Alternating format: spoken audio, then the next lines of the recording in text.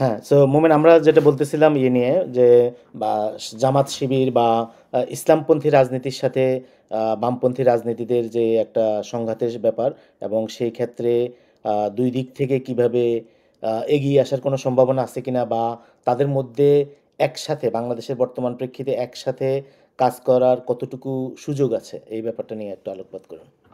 তো যেটা বলছিলাম, এখন এটা দার্শনিক ভাবে আমি মনে করি না যে প্রথমে মিল ঘটানো সম্ভব। আমি যেটা মনে করি, যদি প্র্যাকটিসে, দেশের প্রয়োজনে যদি প্র্যাকটিস করা শুরু করে একত্রে, তাহলে সেখান থেকে যদি তাদের মধ্যে ঐক্যের কোনো জায়গা তৈরি হয়। কিন্তু দার্শনিক জায়গা থেকে ঐক্য তৈরি করে তারপরে অনুশীলনের জায়গায় যাওয়ার পসিবিলিটিটা আমি মনে করি না যে পসিবল এই দুইটা লেফট এবং রাইটের মধ্যে। বরঞ্চ দেশ গড়ার কাজে, দেশের কাজে আমরা যদি একসাথে কাজ করতে যাই, একসাথে কাজ করি, তার মধ্যে থেকে যদি এক ধরনের একটা চর্চার জায়গা তৈরি হয়, এক ধরনের একটা সম্পর্ক তৈরি হয়, সেক্ষেত্রেই এটা সম্ভব। কিন্তু এতে থেকে আমরা গণ অভ্যুত্থান পরবর্তী বিশেষত ছাত্রদের বিভিন্ন স্লোগান বা মানুষজনের মধ্যে যে একটা পরিবর্তন এসছে, প্লাস আমরা বামপন্থী বা স্টুডেন্ট উইংয়ের মধ্যে যে ধরনের একটা আহ, বিকাশ দেখতে পাচ্ছে, যে তারা অনেকেই চাইছে যে এখন সবাই মিলে আমরা কাজ করি, দেশটাকে তুলে ধরি বা ইয়ে করি। সেই দিক থেকে আমরা যদি দেখি যে বাম রাজনীতি থেকে লোকজন আসতেছে, কিন্তু ইসলামিস্টরা কি আসলে বাম রাজনীতির এদেরকে কতটুকু গ্রহণ করবে, বা তাদের এই যে পরস্পরের আস্থাহীনতা এবং অবিশ্বাস, যেটা ন্যাশনাল রাজনীতিতে যেরকম আছে এই জায়গায় মনে হয় আরেকটু বেশি। এবং এই ব্যাপারটাকে আমি জানি না যে বাংলাদেশের যারা বাম রাজনীতি তারা কিভাবে মোকাবেলা করবে, এবং ইসলামের সাথে কমিউনিজমের যে একটা দ্বন্দ্ব বা আমাদের অঞ্চলে যেটা দেখা দিয়েছে, যে এই দুইটাকে যদি আমরা না মিলাইতে পারি, বিশেষত 90% মুসলমান, তাদের ভিতরে এক ধরনের আইডিওলজি আছে। আবার একই সাথে সাম্যাবস্থা, অর্থনৈতিক রাজনৈতিক বিভিন্ন জায়গায় যে একটা সাম্যের দরকার, সেই সাম্যের জন্য দেখা গেলো যে বামপন্থী রাজনীতি থাকতে পারে। এবং এই দুইটার মধ্যে তো আসলে আমরা যদি দেখি সেরকমভাবে বিরোধ আছে আবার নাইও বলতে গেলে, কারণ দুইটা ডিফারেন্ট এরিনাতে কাজ করে, ডিফারেন্ট এলাকায় কাজ করে। আমরা এই ক্ষেত্রে বলতে পারি আম, মাওলানা ভাসানীর কথা। মাওলানা ভাসানী তিনি আমাদের রেড মাওলানা, ঠিক না? একই সাথে তিনি ছিলেন মাওলানা পীর বংশের, আবার একই সাথে সাম্যবাদী বা সাম্যের রাজনীতি করেছেন। সো ওই প্রেক্ষিত থেকে আমরা কি কোনো ঐক্যের জায়গা বা খুঁজে পেতে পারি কিনা, বা বাংলাদেশের বর্তমান যে পরিস্থিতি, ভারতের সাথে যে সম্পর্ক, সেসব ক্ষেত্রেও মাওলানার যে অবস্থান, এই সব কিছু মিলে আমরা কিছু শুনতে চাই। ঐক্যের জায়গা বিভিন্ন ভাবে হইতে পারে, কিন্তু আরেকটা ব্যাপার এই জায়গায় লক্ষ্য করতে হবে, রেড মাওলানা পীর বংশের লোক। তো পীর বিষয়টা আর মুসলিম ব্রাদারহুডের রাজনীতির বিষয়টা, ইসলামের ওই ফ্যাকশন, ইসলামের কোন ফ্যাকশন, রাইট? এটা হলো একটা ইম্পর্টেন্ট ব্যাপার। ইসলামের মধ্যে যে প্রোগ্রেসিভ ফ্যাকশন, ইসলামের মধ্যে যে অ্যাসিমুলেটিভ ফ্যাকশন, সেই ফ্যাকশন যে আমরা যদি ইসলামের ইতিহাসে দেখি যে কিরকম ভাবে তারা দর্শন চর্চা থেকে শুরু করে, বিজ্ঞান চর্চা থেকে শুরু করে, আলকেমি শুরু করে, কি একটা ফ্যাকশন ছিল। আর যদি আমরা দেখি যে এখনকার যে মুসলিম ব্রাদারহুডের যে রাজনীতি, দুনিয়াব্যাপী যে এখন আসলে ইসলামিক দলগুলা, সেটা হলো মুসলিম ব্রাদারহুডের ফিলসফি, রাইট? তো সেই ফিলসফিটা অনেকটা পিউরিটান ইসলাম, যেটার মধ্যে ঠিক মাওলানা ভাসানীর ইসলামের সাথে এই ইসলাম কতটুকু গ্রহণযোগ্য, সেটা আমার কাছে পরিষ্কার না। প্লাস আমরা দেখি যে আমাদের দেশে যে বাউল সম্প্রদায় বা আমাদের দেশে যে ফকিররা আছে, ফিলোসফিক্যালি যারা সঙ্গীত চর্চা করে, যারা তাদের ভাব চর্চা করেন, তারাও ইসলামের একটা অংশ। কিন্তু দেখা যাচ্ছে যে আমাদের যে মুসলিম ব্রাদারহুডের রাজনীতি, সেটা তাদের গ্রহণ করার ক্ষেত্রে কতটুকু তারা আসলে উদারতা দেখাইতে পারে, সেটাও একটা ব্যাপার। তো এই পুরো রাজনীতিটা, আমি একটা বিষয় এখানে যেটা ইম্পর্টেন্ট আমি মনে করি, সেটা হলো যে আমরা যদি আমাদের দেশের রাজনৈতিক হিস্ট্রিটা দেখি, আমাদের দেশের যে বাম ঘরানা, এই ঘরানার জনগণের মধ্যে এই ঘরানার প্রভাব শিক্ষিত জনগোষ্ঠীর, উচ্চ শিক্ষিত জনগোষ্ঠীর বাইরে খুবই কম। আপামর জনসাধারণ বাম, কারণ আমরা ওভারঅল আমরা যেটা এখন ডেমোক্রেসি মনে করি, সেটা আসলে ডেমোক্রেসিটা আসলে তো ডেমোক্রেসি না। আমাদের ব্যক্তি জীবন থেকে শুরু করে আমাদের অফিস সাংগঠনিক সকল জীবনই অগণতান্ত্রিক। আমরা যে অফিসে যখন ঢুকি তখন ওটা একটা অগণতান্ত্রিক পরিবেশ। আমরা যাই করি সবই অগণতান্ত্রিক পরিবেশ। শুধু গণতন্ত্র হলো আমরা যখন ভোট দেই, সরকার পরিবর্তন করি। এটা সরকার পরিবর্তন ছাড়া কোথাও কোনো ওয়ার্ল্ডের গণতন্ত্র বলে তেমন কিছু নাই। আমরা যখন ইলন মাস্কের অফিসে ঢুকি, Elon Musk is a king, is not a democratically elected person. He consider himself techno king, something like that. So সবকিছুই অগণতান্ত্রিক। তাহলে এখন নির্বাচনটাই যদি শুধুমাত্র গণতান্ত্রিক হয়ে থাকে, তো সেই অর্থে যদি আমরা বিবেচনা করি, তাহলে বাংলাদেশে বামদের সেই অংশটা জনসমর্থন অত্যন্ত কম। ইভেন আমরা যদি পশ্চিম বাংলায় দেখি, যেটা খুবই বেশি ছিল, তারা এখন কমতে কমতে অনেক কমে গেছে, প্রায় বাংলাদেশের মতো। 90-এর পর থেকে যে ভাটা এই বাম রাজনীতির জনগণের, সেটা মারাত্মকভাবে পরিবর্তন। আচ্ছা, এই প্রসঙ্গে আমি একটু বলি যে যে পশ্চিমবঙ্গে দেখা গেল যখন আমরা কমিউনিস্ট রাজনীতিবিদদের দেখি, সেখানে দেখা গেল যে একদম ইসলামী লেবাস পরা কমিউনিস্ট রাজনীতিবিদ দেখা যাচ্ছে, হুজুর মাওলানা, দেখা গেল যে দাড়ি পাঞ্জাবি সবই, টুপি সবই আছে, আবার সে কমিউনিস্ট নেতা। তো সেই জিনিসটা কেন বাংলাদেশে হলো না? বাংলাদেশে কেন আমরা, বাংলাদেশে অবশ্যই বেশিরভাগ নেতাই কমিউনিস্ট নেতা, নামে মুসলমান, কিন্তু আমরা ওইরকম প্র্যাকটিসিং মুসলমান কাউকে কেন পেলাম না বাংলাদেশের কমিউনিস্ট রাজনীতিতে? না, ওটা আমি আগেই বলছি যে আমরা ফ্রান্সে দেখবো যে বামরা মিছিল করতেছে হিজাবের পক্ষে। কারণ হলো পশ্চিম বাংলার ক্ষেত্রে মুসলমানটা মাইনর কমিউনিটি, ফলে যারা লিবারাল, যারা লেফট পলিটিক্স করে, তারা যারা অপ্রেস, তাদের সাথে দাঁড়ানোটা তারা একটা অব্লিগেটরি জায়গা থেকে তারা দেখে। তো ফলে তার জন্য ওইটা খুবই, ফলে তারা হচ্ছে মুসলমানের ঈদে যায়, আর আমাদের দেশের কমিউনিস্টরা হচ্ছে পূজায় যায়। সো এই জায়গাটা আসলে হলো তারা দেখে যে যেই জনগোষ্ঠীটা আসলে এক ধরনের ডিসঅ্যাডভান্টেজিয়াস, তারা তাদেরকে আপহোল্ড করতে চায়। যেমন আমরা এখানে আমেরিকাতেও আমরা দেখি যে কিভাবে এখানকার সব লেফট গুলা কিভাবে প্যালেস্টাইন মুভমেন্টের সাথে নিজেদেরকে কিভাবে সংযুক্ত করে, কারণ তারা ওই অব্লিগেটরি জায়গা থেকে দেখে যে এটা হলো ডিসঅ্যাডভান্টেজিয়াস ফ্যাকশন, আমরা এটাকে আপহোল্ড করব। আচ্ছা, তাহলে আমি এখন আরেকটা কোশ্চেন করব একই সাথে, যে যেই প্যালেস্টাইনের জন্য বা প্যালেস্টাইনের মানুষের জন্য আমরা বা বাম সংগঠন থেকে অনেক সমালোচনা করা হয়, অনেক প্রতিবাদ প্রতিরোধ সব কিছু করা হয়, যে তারা ডিসঅ্যাডভান্টেজ। সো একই ডিসঅ্যাডভান্টেজড গ্রুপের পিপল যদি আমার নিজের দেশে থাকে, আমি কেন তাদের ব্যাপারে কথা বলতে চাই না, বা তাদেরকে কেন আমি ভিন্ন দৃষ্টিতে দেখি? বলতে কারা আমাদের দেশে? যে আমাদের দেশে যারা এই যে আমাদের হেফাজতে যে এই যে ওই এতিম ছেলেগুলি, তারা যখন ঢাকা শহরে আসলো, স্যান্ডেল পরা, দিশেহারা, কিন্তু ঢাকা শহরের মানুষজন তাদের প্রতি খুবই অমানবিক আচরণ করেছে, তাদেরকে ভয় পেয়েছে, তাদেরকে তাদেরকে ভাবে নাই যে এরা আমাদেরই মানুষ এবং আমাদেরই মানে একটা শ্রেণী যারা সুবিধা বঞ্চিত। জাস্ট তাদের ধর্মীয় লেবাসের কারণেই তাদেরকে আমরা এক ধরনের ঘৃণার চোখে, অথবা এক ধরনের অস্পৃশ্যতা, আনটাচেবল, মানে ওইরকম একটা অ্যাটিটিউড দেখাইছে বাংলাদেশে যখন হেফাজতে। আমার ওই ছবিগুলি এখনও মনে পড়ে, যে কানে ধরে অনেকগুলি এতিম ছেলেকে রোদের মধ্যে বসায় রাখেছে, তারপরে দেখা গেলো তারা দিশাহারার মতো ঢাকা শহরের একদিক থেকে আরেক দিকে যাচ্ছে, কিন্তু মানুষজন সেভাবে পারসিভ করে নাই। মানুষজন সেটাকে দেখছে যে জঙ্গি হিসাবে, ইসলামিক মানে অপশক্তি হিসেবে। সো যেই ইসলামের নির্যাতিত গোষ্ঠীকে আমরা আন্তর্জাতিকভাবে সমর্থন করতে পারি, সেটা ফ্রান্সে বলি, জার্মানিতে বলি, বা ইসরায়েলে বলি, গাজাতে বলি, সেই একই জনগোষ্ঠী যখন নিজের ভূখণ্ডের ভিতরে নির্যাতিত এবং মানে কি বলে এটাকে, বিভিন্নভাবে নিপীড়িত, সেই মানুষগুলিকে আমরা কেন তাহলে সন্দেহের চোখে দেখি? তাদের সাথে আমরা কেন কাজ করতে পারি না? আমার যেটা মনে হয়, হয়তো এটার একটা আসপেক্ট আছে যে তারা মাইনরিটি না, তারা মেজরিটি কমিউনিটি রিপ্রেজেন্ট করতেছে, এটা একটা আসপেক্ট হইতে পারে, যে তারা নির্যাতিত নিপীড়িত, তারা বরঞ্চ এটা বরঞ্চ যায় ভালো হচ্ছে এর সাথে, যে আমরা যদি হোয়াইট সুপ্রিমেসি দেখি, হোয়াইট সুপ্রিমেসির যে একেবারে বটমে থাকে, তার প্রতি কিন্তু ওই যারা ব্ল্যাকদের পক্ষে আন্দোলন করে, সে কিন্তু ওই বটমে থাকা হোয়াইটটা কে করতেছে না, কারণ ওইটাও আসলে ওই সুপ্রিমেসির জায়গাটা পোজেস করে।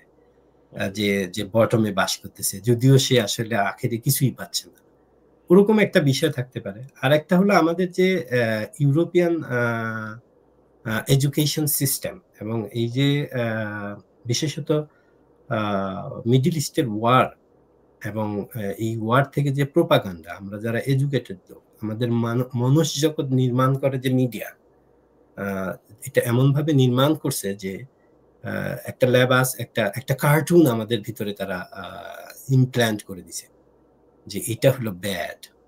তো এটা খুবই খুবই দুঃখজনক এবং খুবই একটা খারাপ ডেভেলপমেন্ট আমি মনে করি ওই অ্যাসপেক্টে। এখন কেন আমাদের দেশের এই বিশাল জনগোষ্ঠীর মানুষ এই শিক্ষা ব্যবস্থার ভিতরে ট্র্যাপড?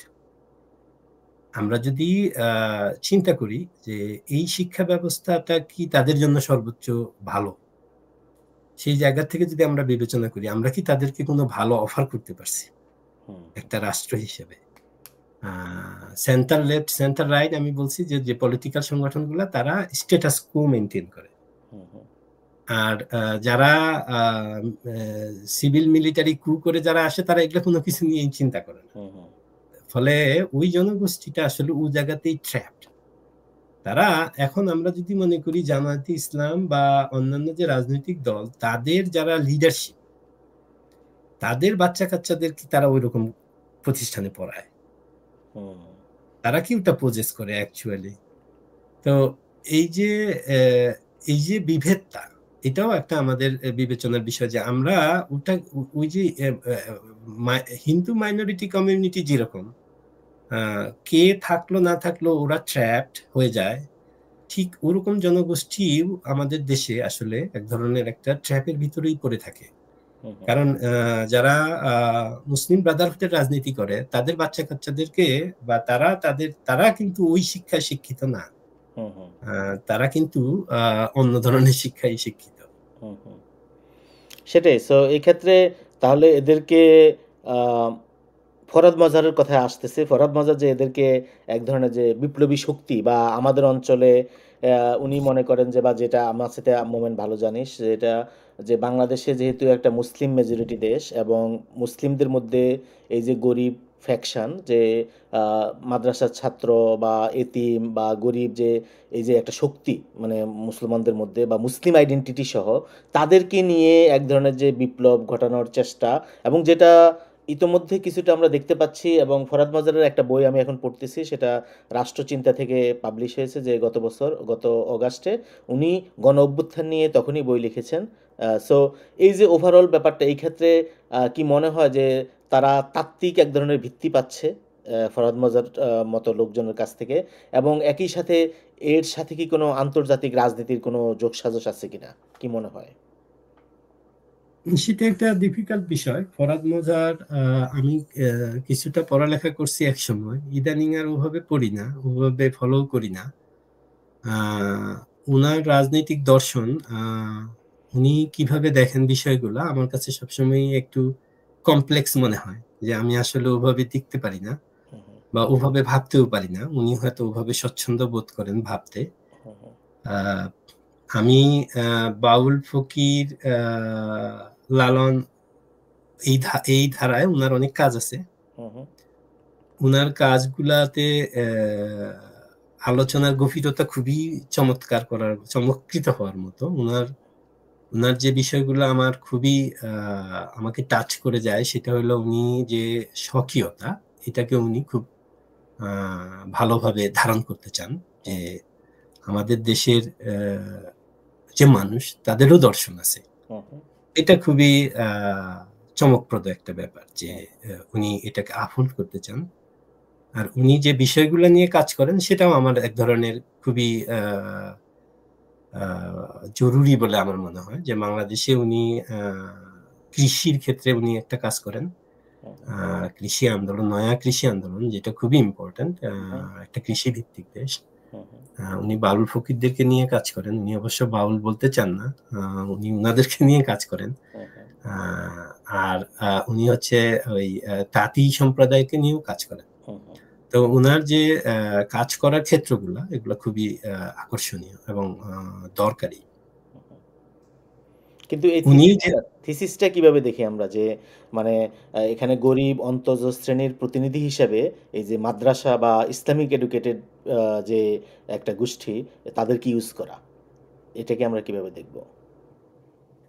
এটা আমি ঠিক ওভাবে জানি না উনি কিভাবে দেখেন। আমি আমি উনার দেখার দৃষ্টিভঙ্গিটা নিয়ে সবসময় কনফিউশনে থাকি, কারণ উনার দৃষ্টিভঙ্গিগুলাটা আমার কাছে সুস্পষ্টভাবে প্রতীয়মান হয় না যে উনি আসলে কিভাবে বলতে চান বিষয়টা। আমি কনফিউজড হয়ে যাই।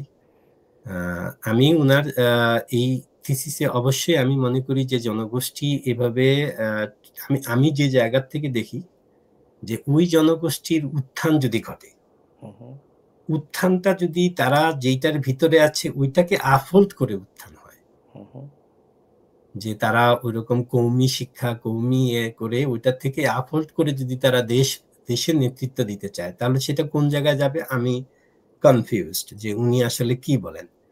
উনি কি ওই শক্তিটাকে শিক্ষা দীক্ষা বা ওই শক্তিটাকে আগে এক ধরনের বিকাশ হবে সেটা দেখেন কিনা, যে ওই শক্তিটার একজন লোক কওমি মাদ্রাসায় পড়ালেখা করে এখনকার দিনে কিভাবে রাষ্ট্র ব্যবস্থার সাথে অ্যাসিমুলেট করবে। কারণ রাষ্ট্র এর আগেই আমরা বলছি যে এটা তো কোনো সার্বভৌম ব্যাপার না। এখন তালিবানরা যদি বলে রাষ্ট্র চালাইতে পারে, ভালো ভালো চালাচ্ছে। আমি তালিবানদের ব্যাপারে ডিটেল জানি না, কিন্তু আমি তালিবানদের যে সমস্ত নেতৃবৃন্দ দেখি তারা খুবই উচ্চশিক্ষিত বলেই আমার মনে হয়।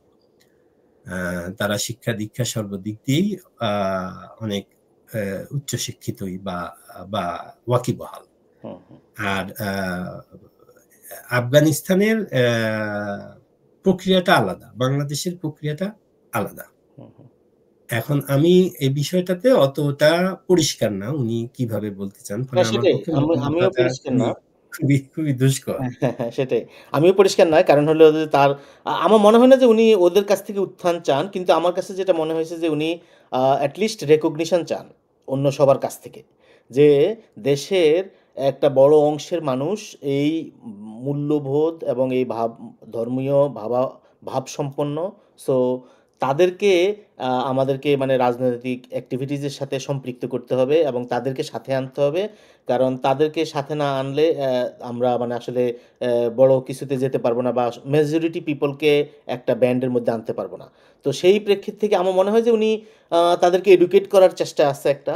এবং কারণ তিনি একই সাথে কিন্তু এই যে বাঙালি জাতীয়তাবাদ এবং ইসলামী জাতীয়তাবাদ দুটাকেই খারিজ করে দিয়েছেন, যে এইটার প্রতিবাদ হিসেবে আমরা যদি আরেকটা জাতীয়তাবাদে যাই, যেখানে ইসলাম তো কোনো জাতি না, ইসলাম একটা ধর্ম, ঠিক না? সো সেই ক্ষেত্রে আমরা কিভাবে ইসলামী জাতীয়তাবাদ আনি, ওই ক্ষেত্রে উনি ভালো ক্রিটিক তুলেছেন। কিন্তু ওভারঅল মানে এখনও যেহেতু আমরা ওই পর্যন্ত ওই পরিমাণ কিছু দেখি নাই, সো সেই ক্ষেত্রে টোটাল আন্ডারস্ট্যান্ডিংটা আমার কাছে মনে হয় যে কারো কাছে এখনো ক্লিয়ার না উনি ঠিক কিভাবে এই জিনিসগুলিকে মোবিলাইজ করতে চাচ্ছেন। উনি এটাকে বিপ্লব বলছেন, আমি জানি না ওটা উনি বিপ্লব কিভাবে সংজ্ঞায়িত করছেন। উনি অনেক কিছুই বলছেন এ বিষয় নিয়ে। উনার মধ্যে ভারতের বিষয়ে এক ধরনের যে ডেভেলপমেন্ট, শুধুমাত্র এখনকার বিষয় না, উনি ওই বাউল ফকিরদের আলোচনায়ও বৃন্দাবন আর নদিয়া যে এক না, এটা উনি প্রুভ করার জন্য সারাক্ষণ ব্যস্ত থাকেন। আমি ব্যক্তিগতভাবে দুইটার মধ্যে মিলের জায়গাটার দিকে বেশি খেয়াল করার পক্ষে দেন অমিলের জায়গাটা। এটাতে উনি নিজে, আমার মনে হয় উনার মধ্যে যেটা ঘটে সেটা হলো যে উনি দেখেন যে আমাদের পরিচয়টা বিলীন হয়ে যাচ্ছে। আমার এটা মনে হয়, আমি ব্যক্তিগতভাবে মনে করি না যে দুটাকে মিলাই দিলে আমার পরিচয়টা বিলীন হবে। কারণ টোটাল প্রক্রিয়াটার মধ্যে যদি আমি দেখি সর্বোচ্চ বিকাশ লালন ফকির। এখন লালন ফকির কি নদিয়ার না বৃন্দাবনের, এটা তো খুব একটা ম্যাটার করছে না। লালন ফকির এখানকার যদি আমরা সর্বোচ্চ বিকাশ হিসেবে দেখি, তো ওই জন্য আমি ঠিক উনার বিষয়গুলো আমার জন্য অনেক কমপ্লেক্স মনে হয়। আমি উনার লেখা পড়তে ভালো লাগে, পড়ি মাঝে মাঝে। উনার সাথে বেশিরভাগ সময়ই একমত হতে পারি না, কোনো সময় একমত হই এইভাবে। উনার বিশাল প্রভাব আছে দেশে। উনি একজন বুদ্ধিজীবী হিসেবে ব্যাপকভাবে আলোচিত অনেক লোকজনের সাথে। আর আমরা ইউনিভার্সিটি লাইফ থেকেই উনার সাথে, উনার ঘরানার সাথে পরিচিত। আহ, আমি দেখতে আগ্রহী যে আসলে উনি ফাইনালি কিভাবে কি দেখেন। উনি এই সরকারের মাধ্যমে বিপ্লবী সরকার ঘোষণা করার পক্ষে কথা বলেন, যে এটা একটা বিপ্লবী সরকার হুম, হুম, করে পুরা ক্ষমতাটা নিয়ে নেওয়ার ব্যাপারে উনি ইন্টারেস্টেড। হুম, হুম, আমি খুবই কনফিউজড যে উনার বোঝাপড়ার জায়গাটা কোথায়। উনি কিভাবে ডক্টর ইউনূসের মাধ্যমে একটা বিপ্লবী সরকার আশা করেন, হুম, হুম, আর যারা এখানে ক্ষমতার সাথে জড়িত তারা কিভাবে জনগণের সাথে সম্পৃক্ত উনি বোধ করেন যে এটা একটা বিপ্লবী সরকার হইতে পারে। ইভেন ছাত্ররা কিভাবে একটা বিপ্লবী সরকারের অংশ হইতে পারে। হুম, হুম, ওনার বোঝাপড়া, যারা কোনো বিপ্লবিক এজেন্ডা নিয়ে ক্ষমতায় আসেনি বা বিপ্লব করেনি, যারা কোনো প্রক্রিয়ার মধ্যে দিয়ে আসেনি, যাদের কোনো রাজনৈতিক কোনো দিশা তৈরি করে আসেনি, তাদেরকে নিয়ে উনি একটা মনে করেন যে একটা বিপ্লবী সরকার তৈরি করে একটা বিপ্লবী সংবিধান করা সম্ভব। হুম, হুম। এগুলা আমি মনে করি যে উনার সাথে আমি ঠিক রেজোনেট করাটা আমার জন্য বেশ কঠিন। হ্যাঁ, সেটাই। সো আসলে ব্যাপারগুলি আস্তে, আস্তে আনফোল্ড করতেছে। আমরা দেখতেছি ভবিষ্যতে কি হয়। কারণ অনেক কিছুই দেখার আছে।